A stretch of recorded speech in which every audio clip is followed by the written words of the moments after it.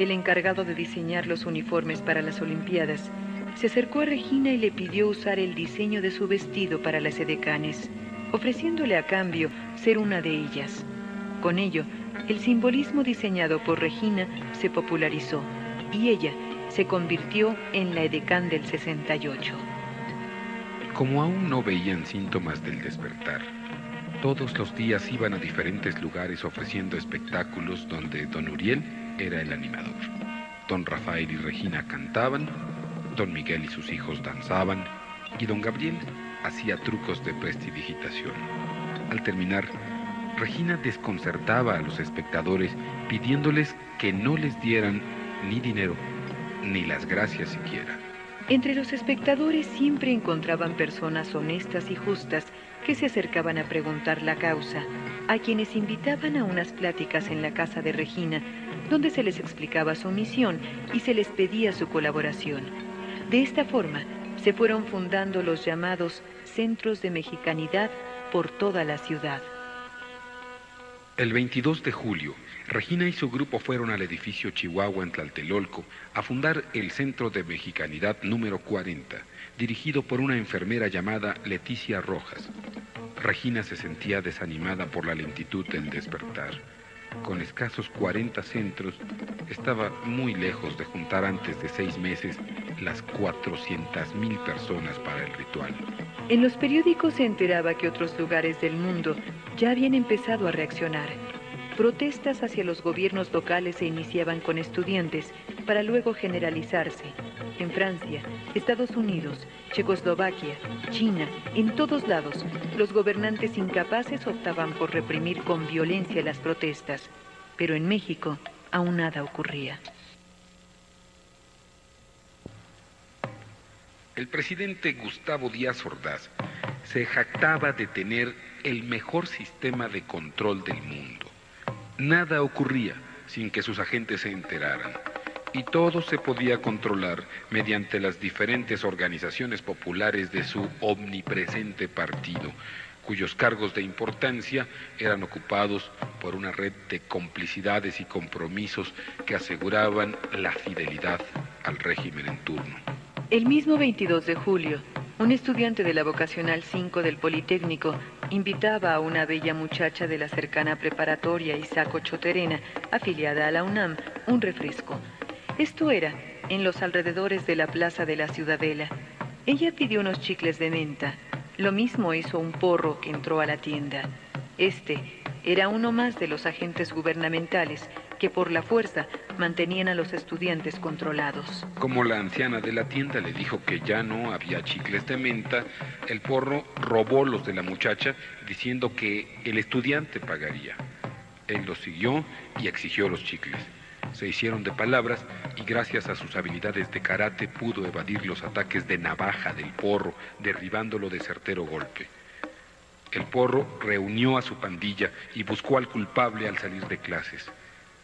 Estaban dándole una paliza cuando los estudiantes despertaron y ayudaron a su compañero, a tal grado que hasta lograron correr a las pandillas de porros y les advirtieron que nunca más se presentaran por la ciudadela. El ánimo estudiantil estaba exaltado. Ese mismo día, el regente de la ciudad, general Alfonso Corona del Rosal, fue informado por los porros del hecho y viendo en eso una oportunidad de hacer méritos, decidió castigar por su cuenta a los del Huacal.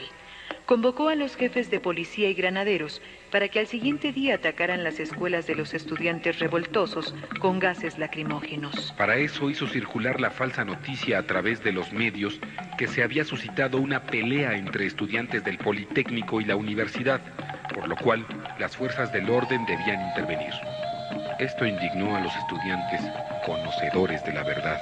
El día siguiente llegaron los granaderos y sin previo aviso atacaron la Vocacional 5 con gases lacrimógenos, pero por la corrupción policíaca, las granadas no habían sido recargadas y no funcionaron, produciendo solo ruptura de vidrios e indignación general. En la prepa Isaac Ochoterena tampoco funcionaron las granadas, pero los granaderos habían entrado golpeando indiscriminadamente a estudiantes y maestros, hombres y mujeres, tomando algunos prisioneros. Oleadas de estudiantes politécnicos que ya habían hecho huir a los granaderos de sus escuelas atacaron al otro grupo policíaco con toda clase de armas arrojadizas, desde libros y bancas hasta ladrillos y grabadoras. Los granaderos no pudieron controlar la situación y, abandonando a sus prisioneros, huyeron en los pocos camiones de policía que no habían sido incendiados. Al enterarse de lo ocurrido, Luis Echeverría, secretario de Gobernación, se alegró, pues sabía que esto restaba puntos a su oponente más fuerte por la sucesión presidencial. De inmediato le reportó al presidente, que estaba en Guadalajara, lo ocurrido. Este, enfurecido, habló al regente, ordenándole reportarse ante Echeverría, quien lo citó junto con jefes policíacos y líderes porros a dejar a los policías y granaderos, equipados con nuevas granadas lacrimógenas y equipo antimotines, dar una lección a quienes aprestar. El día planeado, todo salió como se programó. El simple grito de ¡Zócalo! ¡Zócalo! Despertaba en los estudiantes conscientes un sentimiento urgente. Cerca de 1000 personas fueron cercadas y golpeadas por los cuerpos policíacos. Algunos lograron huir por la avenida Madero, desierta y oscura, donde los esperaba la última barrera planeada por Echeverría. Una descarga de armas de agentes federales derribó a los primeros. Los demás huyeron por otras calles perseguidos por enardecidos granaderos. Algunos llegaron hasta la preparatoria universitaria de San Ildefonso, donde los policías golpearon a politécnicos y universitarios sin distinguir si eran o no manifestantes. Esto provocó la reacción de los universitarios de todas las escuelas del barrio, que contraatacaron a los granaderos con toda clase de proyectiles y sustancias químicas de sus laboratorios hasta hacerlos huir con un número elevado de bajas. Los estudiantes se adueñaron de la plaza los siguientes días y la universidad se vio involucrada en el conflicto, pero además esto sirvió para reunir a politécnicos y universitarios en causa común, olvidándose decenios de falsas rencillas manipuladas por el gobierno. Esa noche fueron cremadas las primeras 13 víctimas del movimiento del 68. Y tras otros intentos del gobierno por controlar la zona sin éxito, se limitaron a cercar el Zócalo para impedir una manifestación. Los estudiantes se organizaron en comités de huelga que con ayuda de voluntarios repartía volantes con la verdad del problema y que difundían los puntos de un pliego petitorio de exigencias a las autoridades y la frase de alerta: «Pueblo, despierta». El lunes 29 de julio estaban reunidos en Ciudad Universitaria los comités de huelga de un centenar de escuelas cuando les avisaron que un convoy salía del campo militar en dirección al barrio universitario, alrededor de la preparatoria del edificio de San Ildefonso. Al llegar, los militares retiraron las barricadas de camiones incendiados y con todo su armamento, apuntando a la escuela Fortaleza, dieron un plazo de 10 minutos para abrir las puertas. Al enterarse del avance militar, la mayoría de los estudiantes se escapó por un edificio vecino, pero en la preparatoria quedó un centenar de ellos, decidido a cuidar de su escuela. Entre ellos se encontraba la enfermera de Tlatelolco. Por primera vez, los muchachos entendieron el profundo y ancestral significado de su escudo. Águila y cóndor abrazan a América Latina y su leyenda reza: «Por mi raza hablará el espíritu». Tras entender esto, se agruparon instintivamente tras la puerta principal esperando el ataque.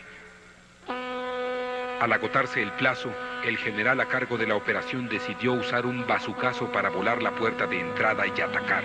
Los estudiantes empezaron a entonar el himno nacional cuando el tremendo disparo destrozó la puerta, dispersando con ella sus deshechos cuerpos en todas direcciones. Enseguida irrumpieron los soldados, que sin encontrar resistencia, se limitaron a recoger los muertos en camiones militares, mientras los múltiples heridos eran atendidos por la Cruz Verde y por Leticia, la enfermera. Regina intuyó que los primeros signos del despertar habían iniciado, lo que confirmó cuando recibió de Leticia la narración de los hechos.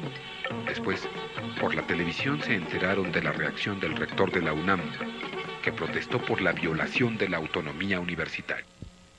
El doctor Javier Barros Sierra, una brillante y respetada personalidad del país, temido por los funcionarios gubernamentales, por su honestidad y eficiencia. Lo primero que hizo fue movilizar a los abogados de la universidad para liberar a los estudiantes detenidos y luego anunció una reunión en la explanada de la ciudad universitaria para el 30 de julio. El día indicado, el rector llegó a sus oficinas y al contemplar el mural que resumía los años importantes de la historia de México, a los que su autor Siqueiros agregó una interrogación final, comprendió que 1968 iba a ser el año destinado a ocupar ese espacio. Justo a las 12 del día, se dirigió a la asta bandera e izó a media asta nuestro emblema patrio declarando: hoy es un día de luto para la autonomía universitaria amenazada. Todos manifestamos una profunda pena por los acontecimientos, pues esta autonomía no es algo abstracto, sino un ejercicio responsable que debe ser respetado. ¡Viva la UNAM! ¡Viva la autonomía! Al finalizar, todos cantaron el himno nacional conscientes de la trascendencia del acto y Radio Universidad, la única estación no controlada por el gobierno, difundió el anuncio del rector de una marcha de protesta para el día siguiente, que iría de la ciudad universitaria al Zócalo. La noticia corrió como pólvora por todo el país. Al negarse el rector a suspender la manifestación, el presidente dio órdenes al ejército de preparar una emboscada para aniquilar a los revoltosos en las inmediaciones del parque hundido sobre la avenida de los Insurgentes. Esto fue notado por muchos vecinos que avisaron al rector, por lo cual decidió modificar el plan y consiguió el apoyo de los estudiantes de medicina que harían una valla de uniformes blancos en la calle de Félix Cuevas para desviar a los manifestantes y tras un mitin volver a la ciudad universitaria. Más de 200,000 personas se habían dado cita en la explanada principal. Regina y sus grupos de mexicanidad también esperaban en las afueras de CEU para incorporarse a la marcha. A las 4:30 en punto, el rector y sus allegados iniciaron la marcha. Inmediatamente tras él se incorporó Regina con su grupo y don Rafael Noticones, quienes armados de palos fueron a atacar a la valla de estudiantes médicos tratando que los manifestantes cayeran en la trampa. Los muchachos resistieron y al llegar los primeros contingentes, los halcones desistieron y se incorporaron a la marcha tratando de alborotar y guiar a las víctimas por la avenida de Coyoacán hacia el matadero. El rector notó la maniobra y desesperado volteó hacia atrás. Entonces notó la presencia del ordenado grupo dirigido por Regina, a quien pidió su ayuda para organizar otra barrera en la avenida Coyoacán.